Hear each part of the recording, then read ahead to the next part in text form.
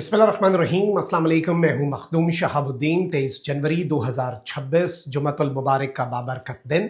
नाज़रीन किराम, कुछ इंतहाई अहम तरीन और एक्सक्लूसिव डिटेल्स हैं जो आपके सामने रखनी है। एक अहम तरीन ब्रीफिंग पाकिस्तान के अहम तरीन सिक्योरिटी ज़राए की जानिब से पाकिस्तान की गज़ा अमन बोर्ड में शमूलियत के हवाले से मौक़िफ़ वाज़े किया गया है। सख्त सवालात और उन सवालात के तफसीली जवाब, वो सवालात जो इस वक्त उठाए जा रहे हैं, वो बातें जो इस वक्त की जा रही हैं, उस हवाले से इंपॉर्टेंट तरीन डिटेल्स हैं जो कि तमाम तर पाकिस्तानियों के लिए जानना ज़रूरी हैं। और जाहिर बात है कि इस बोर्ड ऑफ पीस जो गज़ा अमन बोर्ड बनाया गया है, इसके अलावा एक ISF इंटरनेशनल स्टेबलाइजेशन फोर्स की भी बात होती है, जिसमें मुख्तलिफ ममालिक अपनी फ़ौजें भेजेंगे। पाकिस्तान उस मामले में कहाँ पर खड़ा है, इसके साथ ही साथ जो दहशत गर्दी और दीगर मामलात हैं पाकिस्तान के अंदर, खैबर पख्तूनख्वा के अंदर, पाकिस्तान तहरीक इंसाफ के हवाले से दीगर चीज़ों के ऊपर भी बात हुई है। लेकिन प्राइमरली जो सबसे इम्पॉर्टेंट तरीन एलिमेंट है, जो लेटेस्ट गुफ्तगू हुई है, एक इंतहाई अहम तरीन ब्रीफिंग, उस हवाले से मैं कुछ चीज़ें आपके सामने रखूँगा जो अमूमी तासुर हमें मिला है। लेकिन उससे पहले वही दरख्वास्त, आपको मालूम है कि भारत और अफगानिस्तान और पाकिस्तान मुखालिफ मुतअद्दिद अकाउंट्स की तरफ से हमारे इस चैनल को रिपोर्ट किया जा रहा है। इस रिपोर्टिंग का असर ज़ाहिर करना आपके हाथ में है। इस वीडियो को लाइक करें, एक के बजाय ज़्यादा से ज़्यादा कॉमेंट्स करें, और अगर हो सके तो इस वीडियो को आपने मुख्तलिफ व्हाट्सएप ग्रुप्स के अंदर शेयर भी करना है। नाज़रीन किराम, सबसे पहले तो देखें पाकिस्तान की जो गज़ा पीस बोर्ड है उसमें जो शमूलियत है, उस हवाले से जब पाकिस्तान के सिक्योरिटीज़ राय और पाकिस्तान की जो मिलिट्री इस्टेब्लिशमेंट है, अगर उसका मौक़िफ़ जानने की कोशिश की जाए, क्योंकि वो बहुत इंपॉर्टेंट है, बहुत मायने रखता है। एक चीज़ तो ये बड़ी क्लैरिटी के साथ सामने रखी गई है कि जैसे अक़वाम मुत्तहिदा के अंदर इसराइल भी मेंबर है और पाकिस्तान भी। मल्टीलेटरल फोरम्स जो होते हैं उनमें शमूलियत का मतलब ये नहीं होता कि आप किसी मुल्क को तस्लीम कर रहे हैं। और ये अमन बोर्ड में शमूलियत जो है, ये एक पाकिस्तान का अकेला फैसला नहीं था। 8 इस्लामी मुल्कों ने एक साथ फैसला किया, जिनमें पाकिस्तान, सऊदी अरब, तुर्की, मुत्तहिदा अरब अमारात, मिस्र और दीगर जो इंपॉर्टेंट तरीन की स्टेक होल्डर्स हैं इस्लामिक वर्ल्ड के, उन्होंने इकट्ठे इस बोर्ड के अंदर शामिल होने का फैसला किया। देखें, 2-3 चीज़ें जो सामने रखी गई हैं, क्योंकि डोनाल्ड ट्रंप की जो स्टेटमेंट है कि हमास को डिसआर्म किया जाएगा, उनसे हथियार जो हैं वो लिए जाएंगे और एक इंटरनेशनल स्टेबलाइजेशन फोर्स भी बनेगी। देखें, इस हवाले से पहले ये बात क्लियर की गई और ये हमें बताया गया कि पाकिस्तान की जो फौज है गजा के हवाले से उसका पर्सपेक्टिव क्या है। इस हवाले से उन्होंने कहा कि भाई इस चीज़ के ऊपर कोई दूसरी राय नहीं है कि गजा के अंदर नस्ल कुशी हो रही है, बर्बरियत हो रही है और जुल्म हो रहा है। फिर इस सब के अंदर इवन ये बताया गया कि जो मिलिट्री की टॉप लीडरशिप है, they feel very strongly about this. बड़ी वो सख्त और इस हवाले से एक बड़ी फर्म जो फीलिंग है वो रखते हैं। अच्छा, ये एज इट इज़ जो मौक़िफ़, जारी बात है, जो तासुर उनके मौक़िफ़ से हमें मिला, वो मैं आपके सामने रख रहा हूँ, क्योंकि ऑब्वियसली कंसर्न्स सामने रखना हमारा फ़र्ज़ है और सख्त सवाल पूछना ये एक जर्नलिस्ट का काम है, लेकिन अगले का जो जवाब है वो भी लोगों के सामने रखना होता है।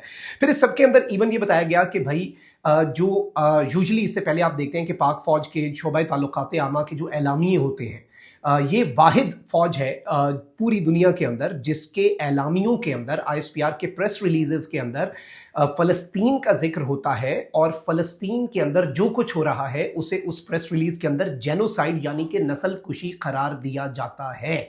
ये चीज़ आप पहले ज़हन में रखें। फिर इसके साथ ही साथ कहा गया कि भाई पाकिस्तान का पहले दिन से मौक़िफ़ ये है कि दिस जेनोसाइड मस्ट स्टॉप, कि ये नस्ल कुशी जो है ये रुकनी चाहिए। अच्छा, फिर इसे क्या अभी तक कोई रोक पाया है? बातचीत से क्या ये रुक पाई है? इसमें जो चीज़ सामने रखी, देखें कि नस्ल कुशी जो है अगर वो रोकनी है तो 2 ऑप्शंस हैं। एक है कि आप पॉलिटिकली या डिप्लोमेटिकली कोशिशें करें, दूसरा है कि मिलिट्री एक्शन जो है वो लिया जाए।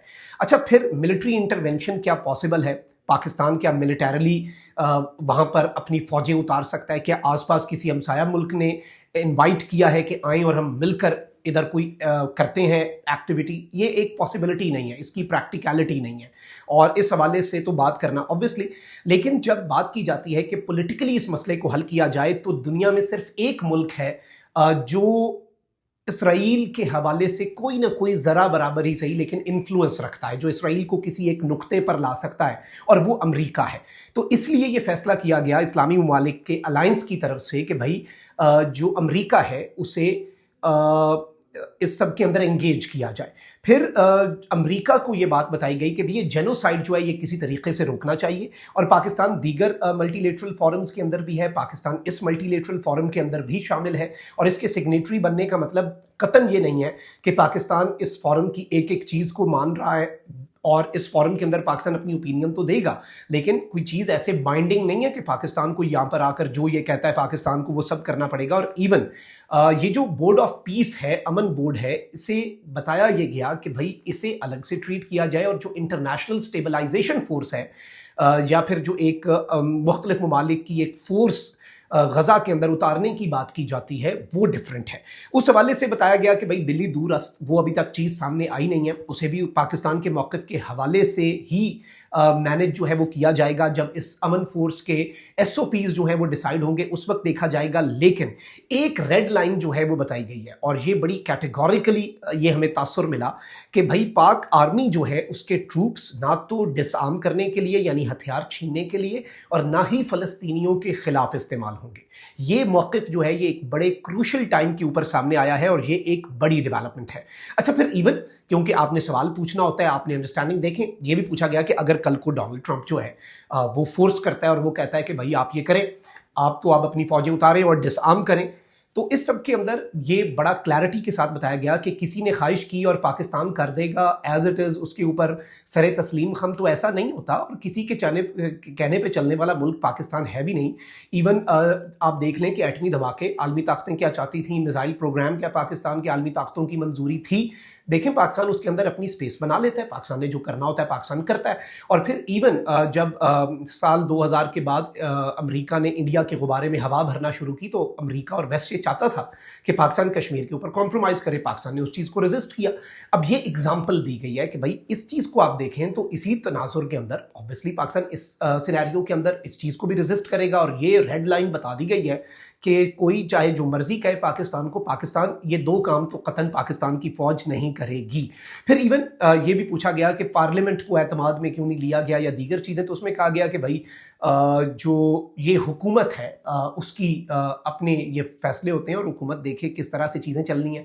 पाकिस्तान की अफवाज का जो मौक़िफ़ दोहराया गया है और जो बताया गया वो ये है कि भाई आज़ाद फ़लस्तीनी रियासत 1967 से पहले वाली बॉर्डर्स जो हैं उनके हिसाब से, और अल-कुद्स अल-शरीफ जो है वो उसका कैपिटल होगा। इस हवाले से बहुत क्लैरिटी के साथ जो स्टांस है वो दिया गया।